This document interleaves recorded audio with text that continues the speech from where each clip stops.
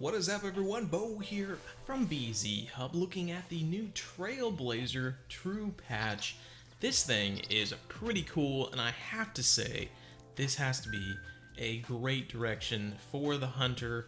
Just in general, I know a lot of people were really excited about it when they talked about all the bug fixes they were going to be putting out for the game, and I think that this is a great thing. Maybe, in the future we see a pattern of content bug fixes. I mean, this is something we see already, but it would be nice to have a few things thrown in there. I know when I was wandering around the Trailblazer beta, testing things out and seeing how they work, it's one of those things when you're playing the game, I'm like focused on playing the game. I'm hunting things. I'm not worried about bugs. I realize that some people really get focused on the bugs and they really bother them, but it's not one of those things that really bother me. I guess maybe I've played too much Skyrim in my day. It's all features. There's no such thing as a bug in Skyrim. If we look into some of the things I love about these bug fixes for the Call of the Wild Trupatch, one would have to be the new buckshot. This was something that was kind of missing. I guess I never really tried the birdshot, but I'm guessing it's similar.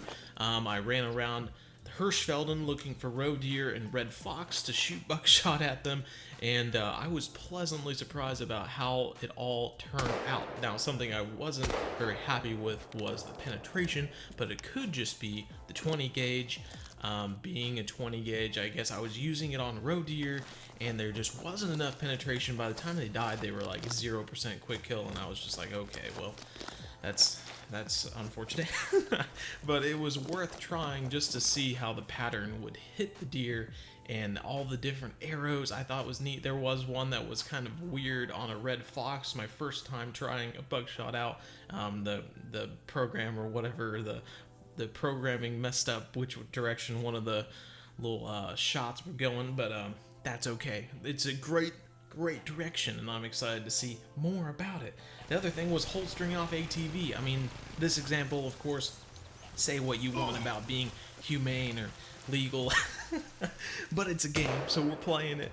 We had a roe deer here coming off the ATV and jumped off weapon ready, got a boar the same exact way, and it was just very nice. I know that there have been times where I've been going in for hunger, perhaps scrub hair going everywhere, and you want to jump off and get as many scrub hair as you can, but then you got to be holding H or whatever it may be on console to get your gun out, and it takes too long. When you're just having a boring day and you want to do something fun, that's a great addition. I really like that. Even if it's just binoculars or something, it is really nice to not have to hit the button to unholster whatever you have in your hand.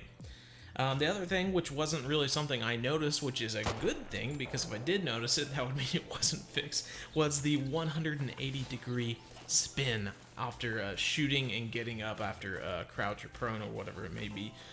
That was really cool. I know this was something that really annoyed me over time, and I'm glad that it's not in the game anymore, because that was something that really just it was an annoying thing. Obviously, you just turn around and keep going, and it was just like a momentary thing, but I'm glad that moment is over.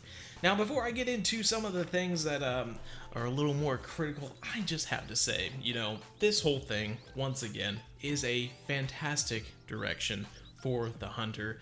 I'm excited to see what other bug fixes they come out with over time. I understand the whole corporate setting and having a scheduled amount of time to get as many bug fixes as you can done in that amount of time, and if you don't get it done, well, then it just doesn't get done and you have to move on because someone is telling you to move on, and you can't just sit there and do it, and that's a management thing. It's not exactly the people working on it. And so I'm guessing we will be seeing more bug fixes. Some of the things I'm going to talk about here, we're going to be seeing more fixes for those, and I'm excited to see it. First thing here is just kind of when I was focusing on the 180-degree spin and everything like that, one thing I was noticing was that when I laid prone and I was aiming with my scoped weapon, the rifle kind of lined up weird. It would stick out and then come into scope mode. This is super small,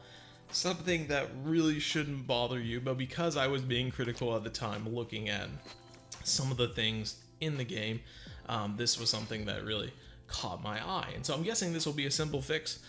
Something just wrong with a step in the animation for just laying prone, but something that you can know about, I guess, ahead of time, and something that probably will be fixed in the future. Now, the second thing is a little more critical on this specific Trupatch itself because of the roe deer Truracs. Now, I realize that, you know, in comparison to a whitetail or a moose or something like that, a roe deer really doesn't have much to work with.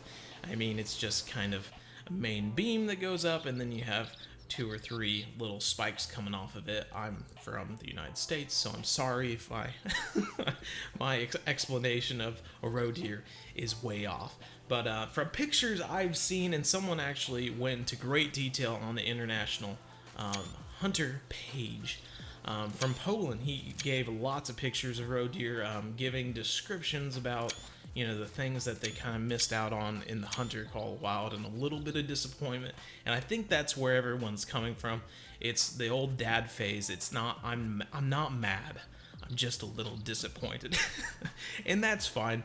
It's something that we can see changed over time. And, you know, in my experiences when I was hunting these roe deer, I was getting a lot. I think every single roe deer I shot was the main beam going up and then a little fork at the top.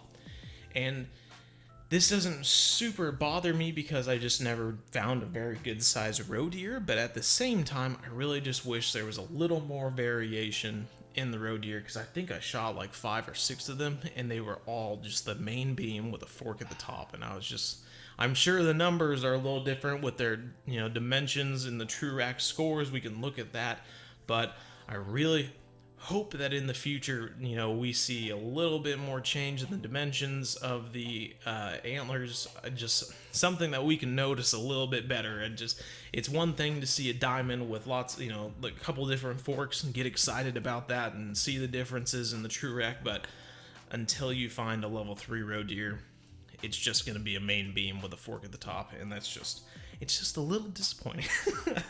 No big deal. But hey, the other small little thing was, this is something that's kind of been bothering me since Verhanga, was the clothing on your character.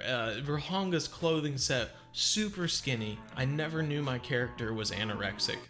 And so I think it's something with the modeling and the animation. As you can see in this scene, you could see my wrist on the red deer collar here, holding it, and you can see the twist in the clothing, and you can see that my wrist is like 1.5 inches in diameter. Super skinny.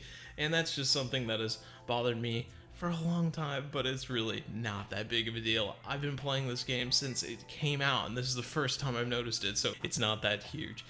Anyway, that's it, really. I want to tell you all that I do have a few things coming up in the future, other than things I've already said in the past that I'm coming out with in the future, which would be a Verhanga versus Zambia comparison video from my trip to Africa, and then a routine through Verhanga of what I do running around in multiplayer mode. I actually found a great location for a tripod / tree stand in Hirschfelden when I was doing this, and I'm excited to put out a video for that.